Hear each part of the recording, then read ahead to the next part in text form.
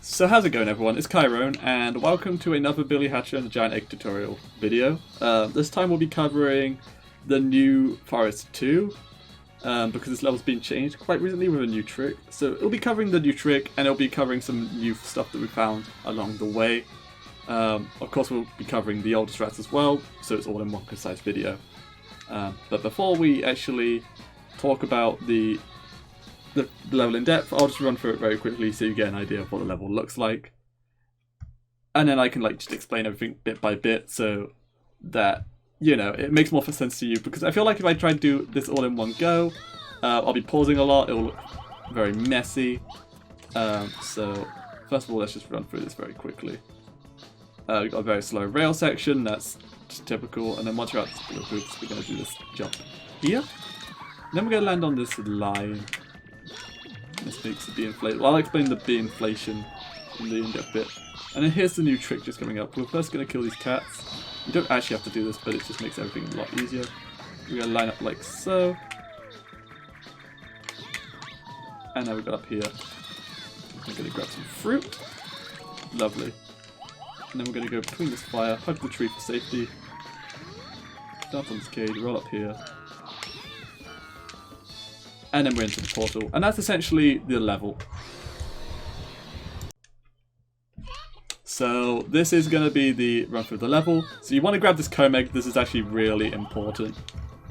Then you're going to jump straight into this rail. The speed in which you get out of the rail is determined on the speed you approached it at. You can lose a lot of speed by clipping the edge, and you'll get this very slow roll. So make sure you have a nice good dash jump onto the rail and you'll get a lot of speed. So when we get out of this blue hoop, I'm going to hold the camera to the left to make it turn around with Billy. And we're going to then dash jump around the left side of this tree. Going around the right side causes an awkward camera, which we don't really want. And we're going to do that Bee Inflate setup after the dash jump. So you can kind of see it on the screen. You've got an area that is light grass and an area that's dirt. We're going to recover our rollout of this dash jump on the line that divides the dirt and the grass, because that is the right distance from the bee. And whether a bee inflates or charges you is based off how close you are when it spawns.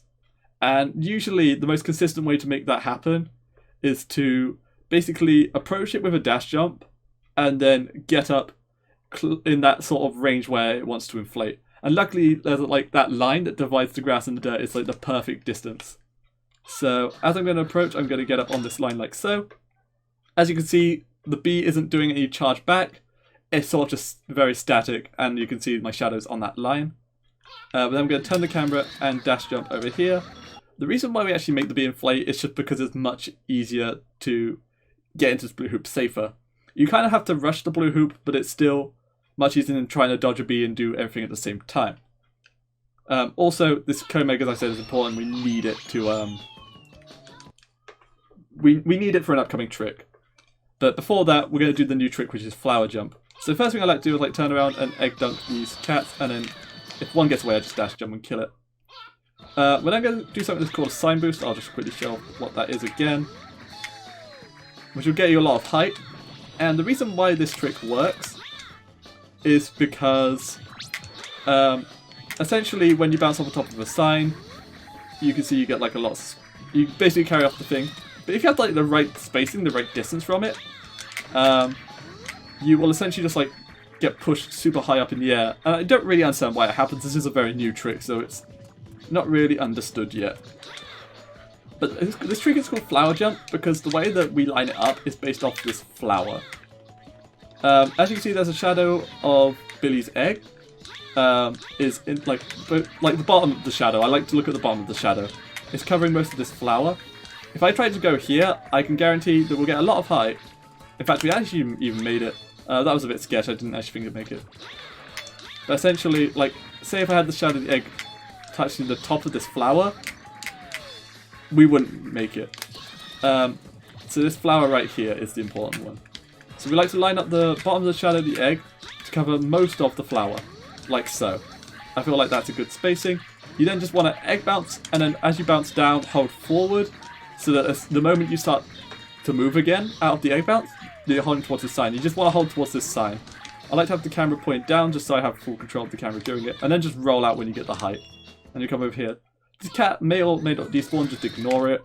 And then you want to run through these 2 boxes which has a pineapple and an apple inside of it. The pineapple and the apple combined will max out the Comeg, which is really helpful. And then we're going to move around this fire like so. And to get around it. And then we're going to perform the cage jump. This is why we need the Comeg, because the Comeg maxes off those 2 fruit. And this trick requires a maxed out egg. So what you want to do is you want to bounce on the edge of this cage like so. And when you bounce up again, you want to hold towards this tree. Doing it with a camera like this is the easiest, but I definitely, if you want to be fast, I definitely learned to adapt with the camera. So when you bounce up, you want to hold towards this tree, and then at the peak of your jump, you want to roll. And you'll get up like so. Now from this point, you can actually just hold forward, and that's what you need to do, and then you just roll there, and you'll get up. And then you just head straight into the portal. But there's a couple of things I just want to explain quickly. So yeah, just remember, like, let's go through this again. So remember, when you actually get up on top of here, yeah, you just hold forward from this point, and you'll make it up. The kid's camera will turn for you. It's very helpful to know. But yeah, sometimes you're not lucky enough to actually have your full-out Comeg, and if that happens, it's not the end of the world. You can actually hit this switch through the fire, but it's a bit more tricky. You just got to make sure you're over the switch and then hit it. If you get hit and lose your egg, well, don't worry, there's actually just another egg here. Now, doing that movement we did on top of the tree is now different because we have a small egg. I honestly don't know the best movement. I just say get through it as best you can. There's also a text box there. Depends where you are on the egg. And that's basically everything you need to know about the level. But if you don't want to do the flower jump, I guess I can show that off very quickly as well. In fact, I'm just going to restart the level and show you what you do there because I've messed up. It happens, but yeah, we'll just run through that very quickly. Also, Shep's in chat, Pog is for Shep. So yeah, same thing again. Jump off here, land on this line, make the Bee Inflate, jump into this blue hoop. So there'll be 4 enemies. I like to have the camera like this when I do this. And the examples that I'll be giving will be based off this camera position. There will be a enemy, the closest enemy to you want to like dash through and kill right away. And then there'll be an enemy to your left. That enemy likes to sometimes group with the cats, but sometimes, and it's usually more often than not, it will just disband from the group. So I like to dash into that one next. The cats at the bottom and the right always group together, so kill those last, and they're the easiest to kill. So like so. That's the first 4 killed. And then we have these cats. This is a bit more hard to control. They're a bit more RNG because they've already separated. I just say run through them and get them as they land.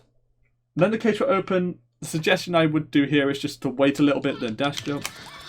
Like so. So that by the time the cutscene ends, I'm near it. That was kind of bad.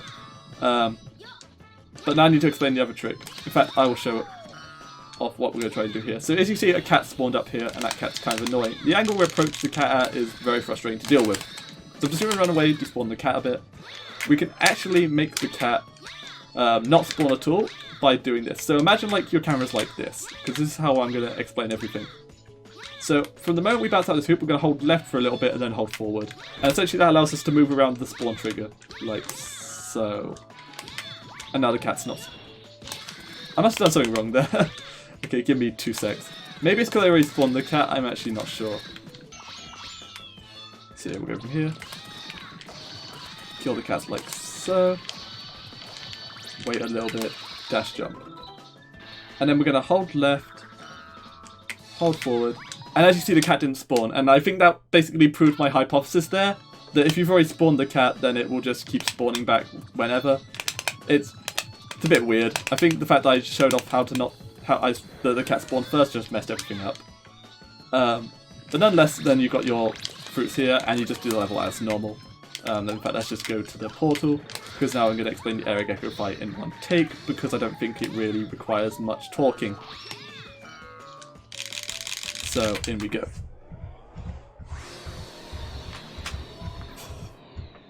Alright, so yeah, after this cutscene, we have Gecko.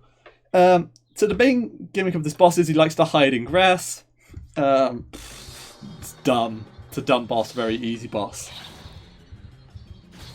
Okay, so I'll pause it and I'll just explain the whole premise. So in a minute, he's going to hide in the grass. And the thing about it is, like, so he hides, and because where I'm standing, he goes to the exact opposite side of the arena that you're facing. Or where Billy is. So I can guarantee you right now, he's basically, where he's in the grass, he's under that U, because that's basically opposite where Billy is. So what we're going to do is we're going to grab this egg here, and we're going to dash forward and kill him like so. We're going to hit him a few times. So now what he's going to do is he's going to start swiping his tail at you. And then after like a certain amount of time, he'll head back to the middle. Essentially what we want to get out of this phase is to have Gecko at the middle of the arena. So it basically he doesn't do any walking at all and saves some time. So what I like to do is I like to make him tail swipe here.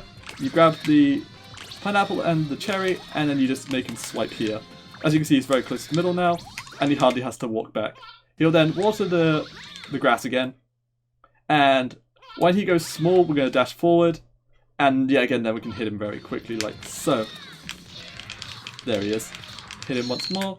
So what I like to do here is make him tail swipe to the left, bring him over around here, tail swipe, and then I like to go 1, 2, 1, 2, 1, 2, 1, 2, dash forward, and then, as you can see, he's right in the middle again.